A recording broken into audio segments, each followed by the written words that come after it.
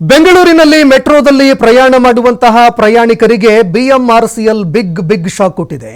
Metro ಪ್ರಯಾಣ ದರ ಹೆಚ್ಚಳ ಮಾಡಲಾಗಿದೆ. ಇದಕ್ಕೆ ಸಂಬಂಧಪಟ್ಟಂತೆ ಅಧಿಕೃತವಾಗಿ ಘೋಷಣೆ ಕೂಡ ಹೊರಬಿದ್ದಿದೆ. ವಾರ್ಷಿಕ ದರ ಪರಿಷ್ಕರಣೆ ಮಾಡಿದೆ ಬಿಎಂಆರ್ಸಿಎಲ್.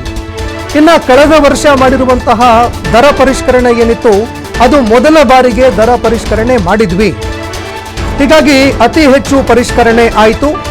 ಆದರೆ ಇನ್ನು ಮುಂದೆ ವಾರ್ಷಿಕವಾಗಿ ಪರಿಷ್ಕರಣೆ ಆಗುತ್ತೆ. ಬಿಎಂಆರ್ಸಿಎಲ್ ಕೊಟ್ಟಿರುವಂತಹ ಸ್ಪಷ್ಟೀಕರಣ ಇದು. ಮೆಟ್ರೋ ರೈಲ್ವೆ ಕಾಯ್ದೆ 2002ರ ಅಡಿಯಲ್ಲಿ ದರ ಹೆಚ್ಚಳ ಮಾಡಲಾಗಿದೆ. ಇನ್ನು ಕಮಿಟಿ ಇದಕ್ಕೆ ಸಂಬಂಧಪಟ್ಟಂತೆ ಚರ್ಚೆ ಮಾಡಿತು. ಕಮಿಟಿ ಯಾವ ರೀತಿಯಾಗಿ ಶಿಫಾರಸು ಮಾಡಿತ್ತು ಆ ರೀತಿ ನಮ್ಮ ಮೆಟ್ರೋ ಪ್ರಯಾಣದ ದರ ಏರಿಕೆ ಆಗಿದೆ ಅಂತ ಸ್ಪಷ್ಟೀಕರಣ ಕೊಟ್ಟಿದ್ದಾರೆ. ಇನ್ನು ಇದೇ ಫೆಬ್ರವರಿ 9ರಿಂದ ಈ ಹೊಸ ದರ ಜಾರಿಗೆ ಬರುತ್ತೆ. ಕನಿಷ್ಠ 1ರಿಂದ ಗರಿಷ್ಠ 5 ರೂಪಾಯಿವರೆಗೆ ಮೆಟ್ರೋ ದರ ಹೆಚ್ಚಳವಾಗುತ್ತೆ. ಒಟ್ಟು 10 ಫೇರ್ ಝೋನ್ಗಳಲ್ಲಿ ದರ ಪರಿಷ್ಕರಣೆ ಮಾಡೋದಕ್ಕೆ ಅಂತ ಮುಂದಾಗ್ತಾ ಇದೆ. ಕಾರ್ಯಾಚರಣೆ ವೆಚ್ಚ ಹೆಚ್ಚಳದ ಹಿನ್ನೆಲೆಯಲ್ಲಿ ದರ ಪರಿಷ್ಕರಣೆ ಮಾಡೋದಕ್ಕೆ ಮುಂದಾಗ್ತಾ ಇದೆ.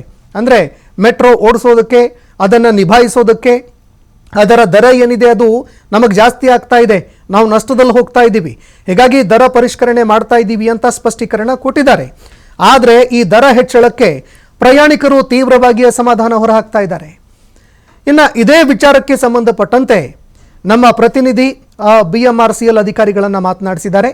ಅಧಿಕಾರಿಗಳು ಏನು ಹೇಳಿದ್ದಾರೆ ಮೊದಲಿಗೆ ಅದನ್ನು ಕೇಳಿ.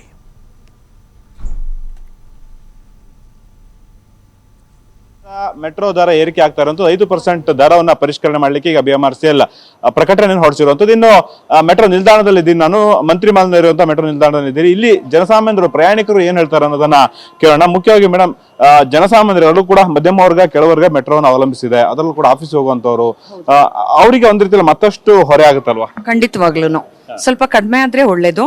ಹೆಚ್ಚು ಆಗ್ತಾನೆ ಇದ್ರೆ ಜನಸಾಮಾನ್ಯರು ಬರಲ್ಲ, ಆಮೇಲೆ ಮತ್ತೆ ಬಸ್ಗೆನೆ ಮೊರೆ ಹೋಗ್ತಾರೆ ಅಂತ ನನ್ನ ಅಭಿಪ್ರಾಯ.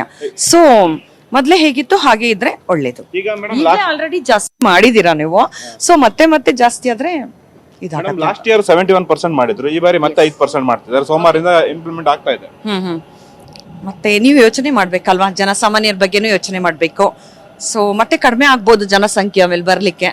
ಹೋಗೋರು ಹೋಗ್ತಾನೆ ಇರ್ತಾರೆ, ಬಟ್ ಬಡವ್ರಿಗೆ ಮತ್ತೆ ಕೆಲವ್ರಿಗೆ ಅರ್ಜೆಂಟ್ ಆಗಿ ಹೋಗ್ಬೇಕು, ಅವ್ರಿಗೆಲ್ಲ ಕಷ್ಟ ಆಗ್ಬೋದು ಅಂತ ನನ್ನ ಅಭಿಪ್ರಾಯ. ಇದು ಹೇಗೆ ಅಂದ್ರೆ ಮಧ್ಯಮ ವರ್ಗದವರಿಗೆ ತುಂಬಾ ಹೊಡೆತ ಬೀಳುತ್ತೆ. ಯಾಕೆಂದ್ರೆ ಯಾರು ಐಫೈ ಇರೋ ಫ್ಯಾಮಿಲಿ ಅವರು ಮೆಟ್ರೋದಲ್ಲಿ ಓಡಾಡಲ್ಲ. ಸೊ ಮಧ್ಯಮ ವರ್ಗದವರು ಹೆಚ್ಚಾಗಿ ಓಡಾಡೋದ್ರಿಂದ ಅವ್ರ ಆದಾಯನೂ ಕೂಡ ಗಮನಿಸಬೇಕಾಗತ್ತೆ. ಆದಾಯ ಈಗ 2 ತಿಂಗಳು 3 ತಿಂಗಳಿಗೆ ಒಂದ್ಸಲ ಹೆಚ್ಚಾಗೋದಿಲ್ಲ. ಹಾಗಾಗಿ ಅದನ್ನ ಗಮನದಲ್ಲಿ ಇಟ್ಕೊಂಡು ಮಾಡಿದ್ರೆ ಒಳ್ಳೇದಾಗುತ್ತೆ ಅನ್ನೋದು ನನ್ನ ಅಭಿಪ್ರಾಯ. ಈ ಒಂದು ಮೆಟ್ರೋ ನಿಲ್ದಾಣಗಳು ಅಂತಂದ್ರೆ ಮೆಟ್ರೋವನ್ನ ಅವಲಂಬಿಸಿರುವಂತರ ಸಂಖ್ಯೆ ಇನ್ನೂ 5% ಏರಿಕೆ ಆದ್ರೆ, ಸಹಜವಾಗಿ ಕಳೆದ ವರ್ಷವೂ ಕೂಡ 71% ಏನು ಏರಿಕೆ ಆಗಿತ್ತು. ಅದಾದ ಬಳಿಕ 5ರಿಂದ 10% ಪ್ರಯಾಣಿಕರ ಸಂಖ್ಯೆ ಇಳಿಮುಖ ಆಗಿತ್ತು. ಇದೀಗ ಮತ್ತೆ ಸೋಮವಾರದಿಂದ ಹೊಸ ದರವನ್ನು ಏನು ಜಾರಿಗೊಳಿಸಲಾಗ್ತಾ ಇದೆ, ಅದರಿಂದ ಮತ್ತಷ್ಟು ಪ್ರಯಾಣಿಕರು ಇಳಿಮುಖರಾಗುತ್ತಾ ಅನ್ನೋದು ಕೂಡ ಇರುವಂತದ್ದು. ಯಾಕೆಂದ್ರೆ ಬೇರೆ BMTC ಹಾಗೇನೆ ಬೇರೆ ಆಟೋ ಹಾಗೇನೆ ಈ ಕ್ಯಾಬ್ಗಳನ್ನ ಬಳಸುವಂತಹ ಪ್ರಕ್ರಿಯೆ ಕೂಡ ಜಾಸ್ತಿ ಆಗುವುದು. ಸಹಜವಾಗಿ IT ಉದ್ಯಮ ಸಾಕಷ್ಟು ಇದೆ. ಒಂದ್ ಕಡೆ ಇನ್ನೊಂದು ಕಡೆ ಹೋಲಿಕೆ ಇದೊಂದು ಮೆಟ್ರೋ ಸಾಕಷ್ಟು ಸಹಾಯವನ್ನು ಮಾಡ್ತಾ ಇದೆ. ಅಂದ್ರೆ ಟ್ರಾಫಿಕ್ ನಲ್ಲಿ ಸಿಕ್ಕೊಳ್ಳದೆ ರೀತಿಯಲ್ಲಿ ಜನರನ್ನ ಬೇಗ ತೆರಲಿಕ್ಕೆ ಇದೊಂದು ಮೆಟ್ರೋ ಸಾಕಷ್ಟು ಸಹಾಯವನ್ನು ಮಾಡ್ತಿದೆ. ಆದ್ರೆ ದರವನ್ನು ನೋಡಿದ್ರೆ ಒಂದ್ ರೀತಿಯಲ್ಲಿ ಸಾಕಷ್ಟು ದುಪ್ಪಟ್ಟಾಗ್ತಂತ ಹಿನ್ನೆಲೆಯಲ್ಲಿ ಮೆಟ್ರೋವನ್ನ ಅವಲಂಬನೆಯನ್ನ ಕಡಿಮೆ ಮಾಡ್ಲಿಕ್ಕೆ ಜನರು ಕೂಡ ಮುಂದಾದ್ರೆ ಅಚ್ಚರಿ ಇಲ್ಲ. ಕ್ಯಾಮರಾಮನ್ ಪಂಪಾಪಲ್ ಜೊತೆ ಗಣೇಶ್ ಹೆಗ್ಡೆ, TV5 ಕನ್ನಡ, ಬೆಂಗಳೂರು.